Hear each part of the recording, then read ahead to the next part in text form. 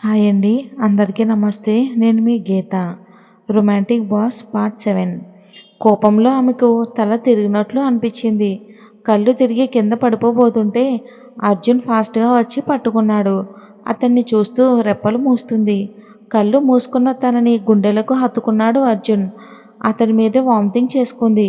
కొంచెం కూడా ఎబ్బట్టుగా ఫీల్ కాలేదు అర్జున్. ఆ బీస్ట్ని సోఫాలో పడుకోబెట్టి ఆమె ముఖం క్లీన్ చేశాడు.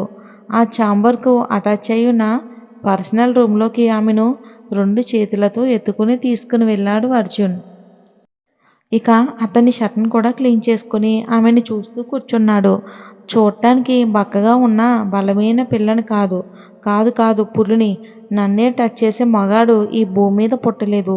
రాము కూతురితో పడుకునేంత మగాడు ఎవ్వడూ లేడు, రాడు కూడా అని ఆమె తాగి వాగిన మాటలు గుర్తుకు వస్తుంటే ఆమె మీద కోపం వస్తుంది అర్జున్కు. కానీ మౌనంగా ఉన్నాడు. అతన్ని అనుమానం నిజం కాకూడదని చాలాసార్లు చెంపలు తడుతూ చెప్పాడు. అయినా సరే చందన లేవలేదు. అర్జున్ బయటున్న ప్యూన్కి ఇన్ఫార్మ్ చేసి ట్రీట్మెంట్ కోసం డాక్టర్ని పిలిపించాడు. ఆఫీస్ అంతా ఒకటే టాకు, మేడంకి ఏమైంది, కళ్ళు తిరిగి పడిపోయిందని అందరూ అనుకుంటున్నారు. డాక్టర్ రావడానికి గంట టైం పడుతుంది. ఈలోపే బీస్ట్ చందన 2 సార్లు వామిటింగ్ చేసుకుంది. డాక్టర్ గారు రావటం, టెస్ట్ చేసింది, ట్రిప్స్ పెట్టింది. అర్జున్ జీఎం ద్వారా ఆమె మదర్కి కాల్ చేసి విషయం చెప్పారు. ఎప్పుడూ యాక్టివ్గా ఉండే కూతురు సడన్గా సిక్ అవ్వటం ఏంటి అని అనుకుంటూ హడావుడిగా ఆఫీస్కు వచ్చింది శాంతి. రావటంతోనే చందు ఛాంబర్కి వెళ్ళింది. అక్కడ ఉన్న అర్జున్ని ఒకంత ఆశ్చర్యంగా చూస్తుంది. న్యూ జాయినింగ్ అని జిఎం మురళీధర్ పరిచయం చేశారు. 4 రోజుల నుంచి సరిగ్గా తినటం లేదు. ఏం తిన్నా సరే వికారంగా ఉంది అంటుంది. ఏమైనా అందాము అంటే తన కూతుర్ని ఒక్క మాట కూడా అన్నివ్వడు అని కసురుకుంది శాంత. గంట తర్వాత డాక్టర్ పేల్చిన బాంబుకు అర్జున్తో సహా అక్కడున్న అందరూ ఫ్రీజ్ అయ్యారు. చందనాదేవి ఈజ్ ఎ ప్రెగ్నెంట్. వాట్ అని ఎదురుపడింది శాంత. అవును మేడం, ఇదిగోండి రిపోర్టు అని చేతిలో పెట్టి వెళ్ళిపోయింది డాక్టర్. ఇక 2 అవర్స్కు కళ్ళు తెరిచిన బీస్ట్కు న్యూస్ తెలిసి స్టన్ అయ్యింది. ముందు నమ్మలేదు కానీ కళ్ళ ముందు అంతా కనిపిస్తూ ఉంటే నమ్మింది. పైగా 3 మంత్స్ నుంచి పీరియడ్స్ ఏమీ రావటం లేదు. శాంత బిడ్డను ఏమీ అనలేక సైలెంట్గా చందు బెడ్ పక్కనే కూర్చుని ఉంది. ఆమె తల నిమురుతూనే ఎవరు ఆ బాబు, అడుగు పెళ్లి చేసేద్దామని అంది. తల్లివైపు గుడ్లు ఉరిమి చూసింది.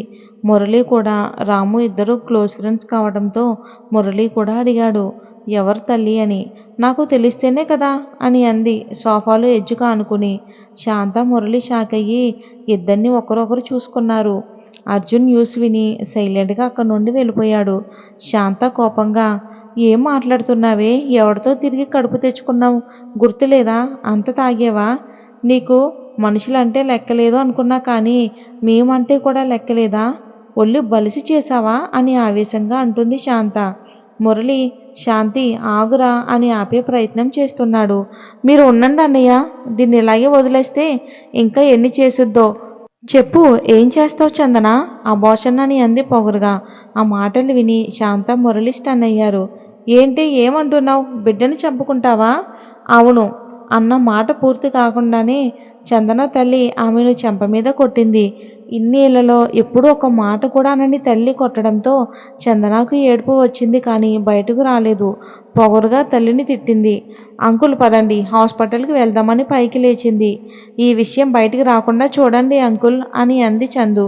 అర్జున్కు తెలుసు కదా, అతనికి ఎంత కావాలో ఇచ్చి సెటిల్ చేయండి. ఈ విషయం ఎక్కడా చెప్పకూడదని పైకి లేచింది. కళ్ళు గిర్రున తిరిగాయి. కింద పడిపోబోయింది. తూలి సోఫాలోనే పడిపోయింది. మీ డాడీ ఫోన్ వచ్చేంత వరకు వెయిట్ చేయి అని కసిరింది శాంత. కోపం బాధ కమ్ముకొస్తుంటే మౌనంగా ఉంది. అప్పుడే రాము కాల్ చేశాడు. బిడ్డ గురించి, తన కడుపు గురించి మొత్తం చెప్పింది శాంత. తను పెద్దగా ఏమీ షాక్ అవ్వలేదు. తీసేద్దామని అతను చెప్పాడు, చాలా సింపుల్గా.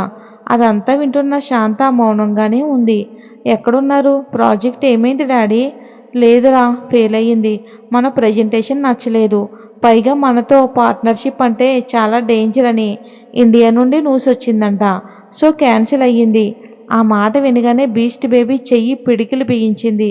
What nonsense! ఎవరు డాడీ మన గురించి కాల్ చేసి చెప్పేది? ఇంకెవరు? ఆ నిఖిల్ గాడే అనుకుంటా. నిఖిల్ అనగానే శాంత మొహం వెలిగిపోయింది.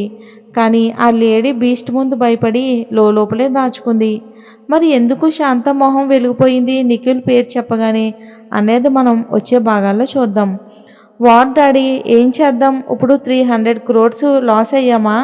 హా బేబీ వస్తున్నాను. ఇంకో గంటలో ఫ్లైట్ ఉంది అని రాము అనగానే ఓకే డాడీ అని ఫోన్ కట్ చేసింది. ఫోన్ బెడ్ మీదకు పొగరుగా విసిరేసింది. ఒక్క రోజులోనే ఇన్ని డిస్టర్బెన్సా? టెండర్ రాలేదు, ఇంకా స్విస్ కంపెనీతో టైఅప్ కాలేదు, నేను నెల తప్పాను అని బాధగా అనుకుంటూ దీనంతటికీ కారణం ఎవరో అనుకుంటూ ఉండగా బయటకు తన ఛాంబర్ నుంచి వచ్చింది. అక్కడ అర్జున్ చాలా సీరియస్గా జూనియర్స్కి ప్రాజెక్ట్ గురించి ఎక్స్ప్లెయిన్ చేస్తున్నాడు. చందన చిన్నగా అక్కడికి వెళ్ళింది. అందరూ లేచి సైలెంట్గా విష్ చేశారు. తల ఊపి కూర్చోమంది. వాళ్ళ పక్కనే కూర్చుంది చందన. అర్జున్ ఒక స్క్రీన్ దగ్గర నిలబడి ఉంటే మిగతా 10 మంది కూర్చుని అతన్ని చెప్పేది వింటున్నారు. అర్జున్ కూడా విష్ చేశాడు. లైట్గా స్మైల్ ఇచ్చింది బీస్ట్ బేబీ. అర్జున్ వాళ్ళకు ఎక్స్ప్లెయిన్ చేసిన విధానం బీస్ట్ బేబీ మైండ్ బ్లాక్ అయ్యింది.